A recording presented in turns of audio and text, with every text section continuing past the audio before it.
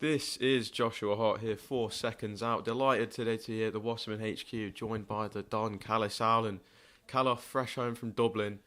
How are we doing?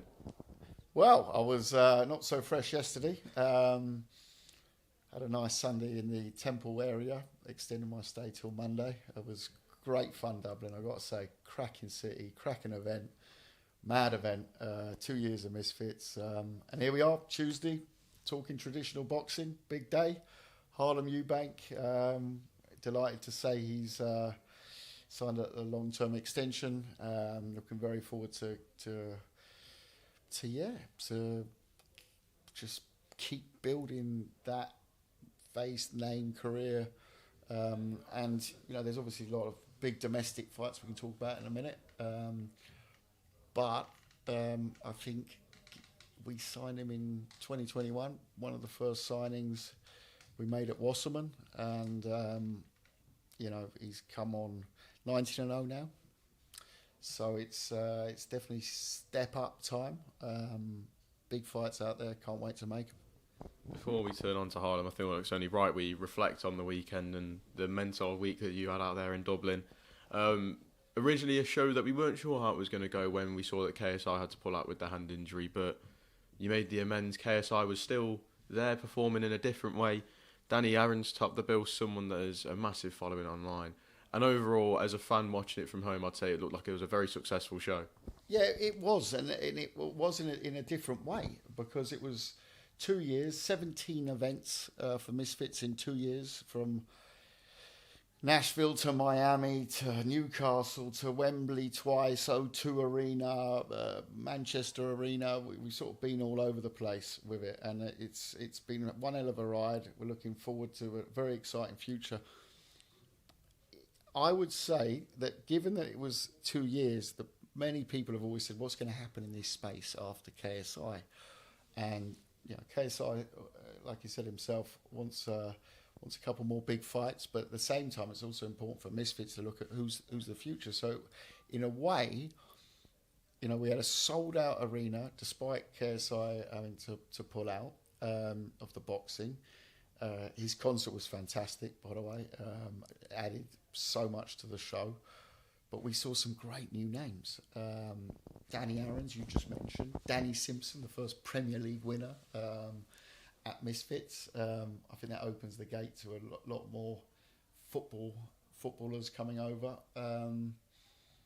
And you just can't look past HS Tiki Toki, can you? You know, I think a real star is born in that space. You know, love him or hate him, he does numbers. He does big numbers. Let me tell you, got a smile on my face because he does big numbers. And you know, then you look at the sort of the regulars in you know, Anthony Taylor, big win against Anderson Silva's son, Gabe Silva. And Dean the Great, obviously, with a big... And those two names have been there since day one, and they've really progressed as well.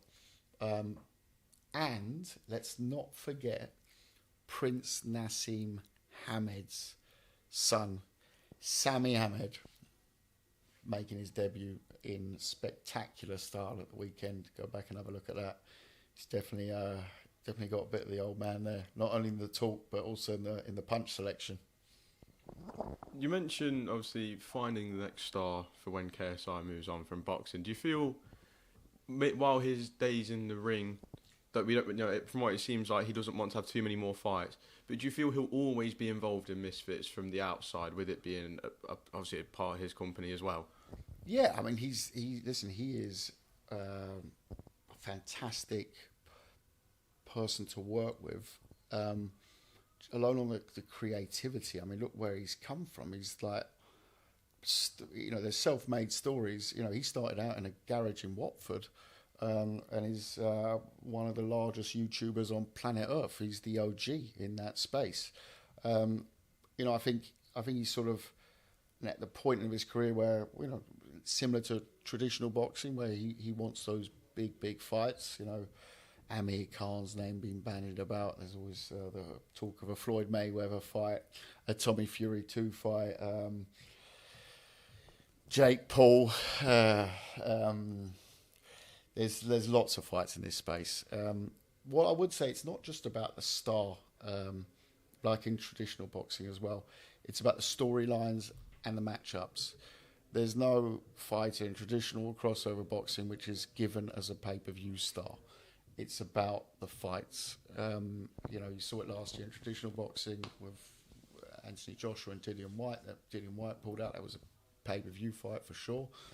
But when Dillian Whyte pulled out, Anthony Joshua, despite being a massive face of British boxing or boxing generally, suddenly wasn't pay-per-view. So it's not about just the faces. It's about the storylines, and especially this area lives a lot of those storylines.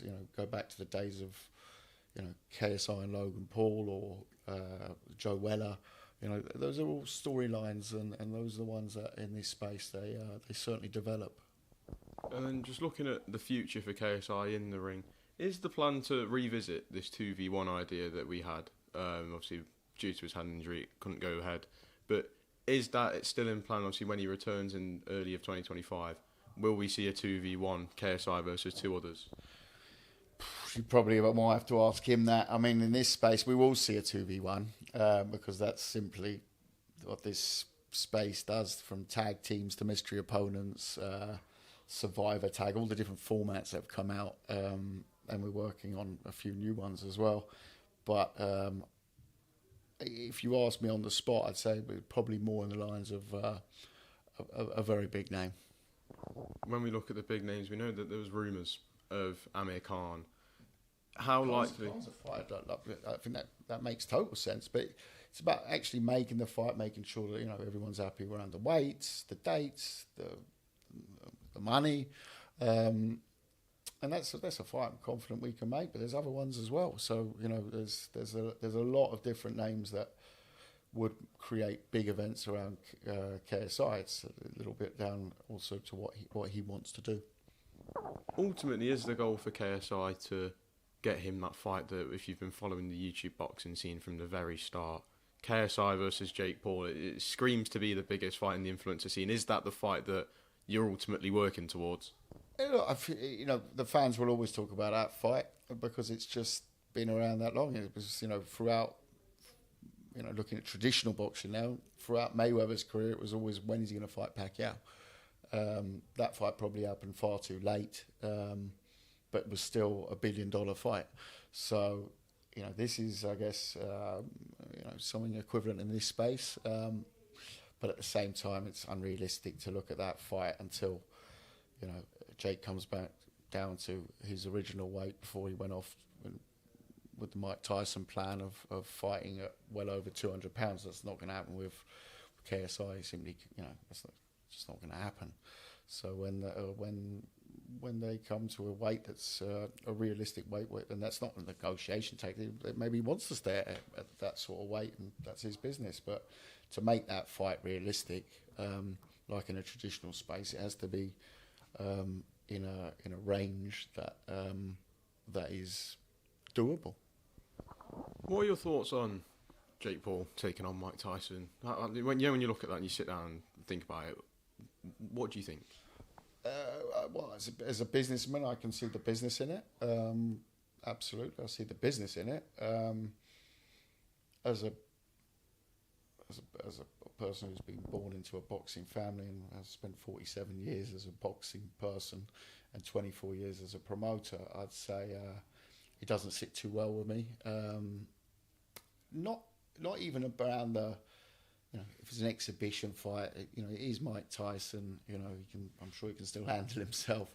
More along the lines of what I've heard, and again, I'm not involved in any way, shape, or form. That there was some health issues around Tyson. That's something that, of course, you worry about.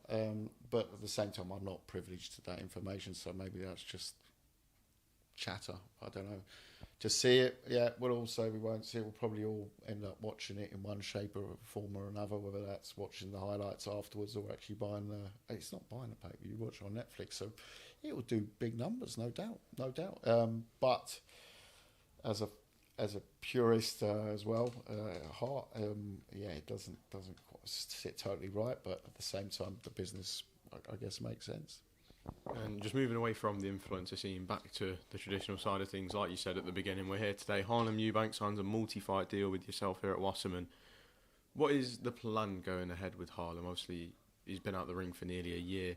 Has that been good for him in terms of freshening himself up, or do you reckon there's a bit of a loss of momentum with that?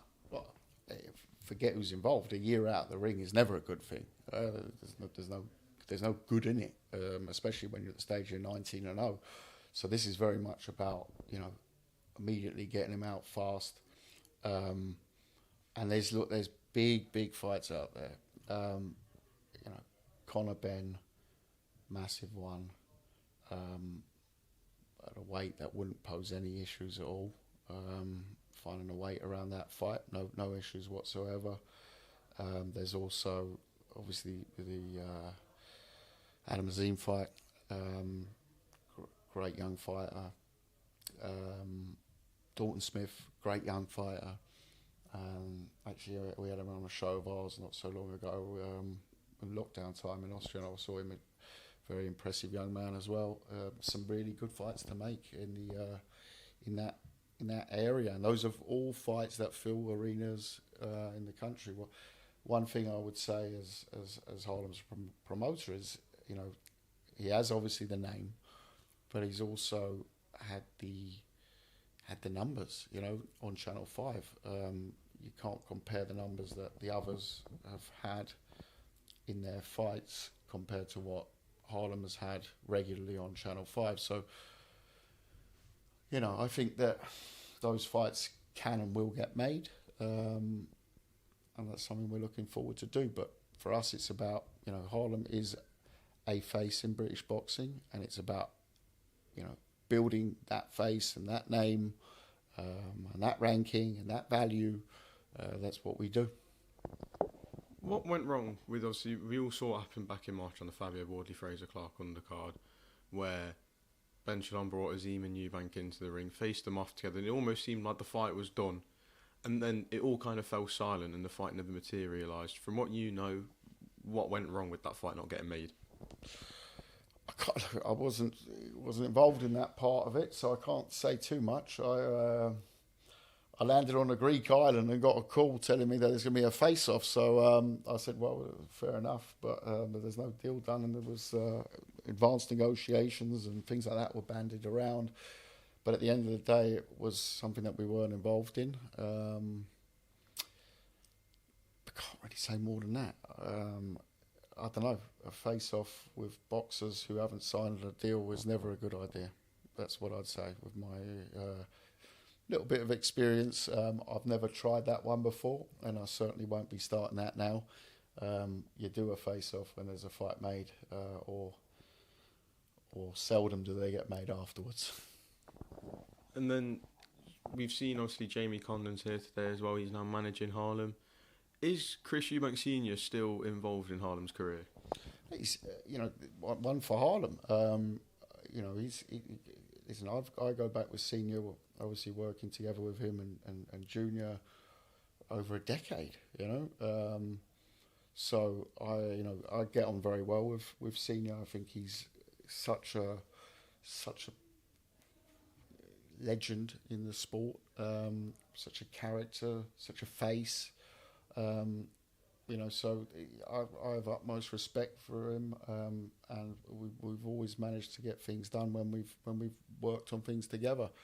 But that's one really for Harlem who he's using in terms of his own team. Our deal is a promotional deal. And then just going forward now with Harlem, what's the plan? When can we see Harlem Eubank in the ring? Q4. That's a modern word, isn't it? Q4, the autumn. So for the year, at the end of the year, sooner rather than later. We've got a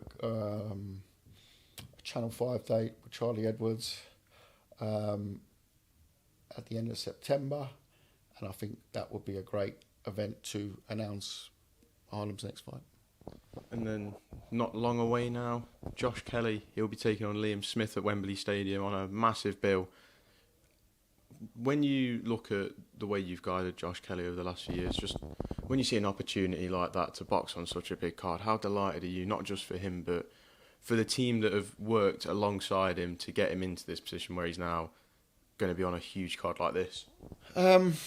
This one has an extra sweetness to it because it was a deal that we were trying to do beforehand. It went dead, and then thanks to the amazing Riyadh season and the opportunity that presented, it was a dream come true. Sounds a little bit too dramatic, but when you've been working that hard on trying to make a fight, it goes dead, and then this comes up, and it's like in front of 94, 96, 98, whatever it is, 1,000 at Wembley, historic night, and you've got the opportunity not only to make that fight, but to make it on a card where we can't use the words undercard for what's going on prior to the Joshua Dubois fight or the Dubois Joshua fight, because there's so many great fights. But R1 is going to steal the show because Liam Smith, max respect for Liam, top operator for many years. He'll feel that this is his moment to show again that he belongs, and he'll need that fight as well for that. But this is, for us, the moment that we've all been waiting for. Coin a phrase, but that's really, you can't. If I could write as a promoter a storyline for Josh this year, that's it, isn't it? Let's make no mistake. This card has so many fights that would fill arenas. This fight would fill any arena in the country as its own headliner, but it's on a historic card. It's the opportunity to steal the show under not only the big lights, but the big, very big historic lights, and so it's got so many different storylines to it in the background to making this fight that we're just super excited about it. How excited are you for overall, obviously on September 21st, the big Riyadh season card, obviously Liam Gallagher performing as well, and we've seen the big news about him in the last week or so. Yeah. It just seems Turki Al-Sheikh's come out and said he wants to try and get Noel Gallagher down to have the Oasis reunion early. It's going to be a magical night come September 21st, isn't it? Yeah, I mean, even without Noel, to watch Liam Gallagher is always a special thing. I'm a old school Oasis fan. You got tickets for the tour? Working on them. But I've got to beat the first Cardiff one. That's the one. I'll go for a different date. Yeah, listen. I'm lucky enough to saw them in their heyday many times. Earl's Court probably the one I'd pick. But it's obviously great news for music, for new Oasis fans, but also for the lads and ladies from the 90s who turn up to watch them. It was a special time. And then obviously just looking back at Wembley, I just want to quickly get your thoughts on the main event between Anthony Joshua and Daniel Dubois, a fight where originally fans were saying Joshua, seems to be obviously he's the favourite still now, but fans are struggling to pick who they really think is going to win. Who do you believe comes out on top? That's what you want in sport. I'm not going to struggle to pick. I do think that Daniel Dubois is one of the most improved heavyweights out there. He's really come on. At the same time, I think Joshua is as well. I think AJ has sort of put together what he's learned from McCracken to the other trainers he's worked with to now with Ben Davison. I think that sort of all come together. But at the same time, I think he's found some spite in his locker. And I've always thought that was a little bit lacking in his game. And I think that spite is there right now. And he's going to be very difficult to put the brakes on him right now. I fancy him within the distance. And then just lastly, obviously December, we see the rematch between Oleksandr Usyk and Tyson Fury. Fury's come out and his team have come out and said they'll be sticking with the same corner. He won't be switching anything despite all the commotion that we saw in the first fight and what the fans have been saying. With that news, first of all, what do you make of Fury sticking with the same corner, first of all? Look, let's face it, Tyson's Tyson's a Rolls Royce in terms of boxing. So I get that people say, "I'll change the corner, change." Only Tyson will know that, yeah. And then only Tyson will be the one that can be judged after the fight. At this stage of your career, he's not gonna learn a new type of jab, is he? You know, he's not. This is about, for me, not playing too many games this time round. It's about stepping on it. What he was doing in the earlier rounds, but pulling it through, and a little bit more respect in the ring, and you know, he was toying in the early rounds too much for my knowledge or my perception of the fight, and you know, I think he'll know that, and I actually expect Tyson to win the fight. And a lot of people aren't saying that, but you know, boxing's such a fickle sport. You know, it's such a fickle sport, and I just think that, you know, Tyson will step on it this time. At the same time, having promoted Oleksandr Usyk in the past, he's such a great guy and fantastic advert for the sport of boxing. And man, you know, if Tyson doesn't step on it, it'll be an easy night's work for Usyk. So, you know, it's a fascinating fight again. You know, it's a great fight for not only the heavyweight division but for boxing. If Tyson Fury is to come up short again and fall short and lose to Oleksandr Usyk, how likely is it, do you feel, that could be the final fight and Tyson hangs up the gloves well and truly this time for definite? You never know with Tyson, do you? That's why we watch him. That's why we love him. You just don't know. But I can't see him or AJ retiring from the sport before it's happened. Win, lose, draw, whatever it is beforehand. That fight in its own right is a generational fight, and those tend to get made. How would you see a fight between the two playing out, between Joshua and Fury? Oh, I don't know. I mean, you know, a year ago I would have said Tyson. I think Joshua's come on a lot, but I don't know. I'd have to assess it after that. You know, I love watching the way Tyson strategizes around fights, and yeah, I'd probably be pushed to pick, but I'd probably go Tyson still. Well, Kalle, thank you very much for your time. It's good to be here at the HQ today and sit down and talk to you, and we look forward to seeing Harlem Eubank in the ring. So, thank you. Thank you. Oh, might be chocolate at the end.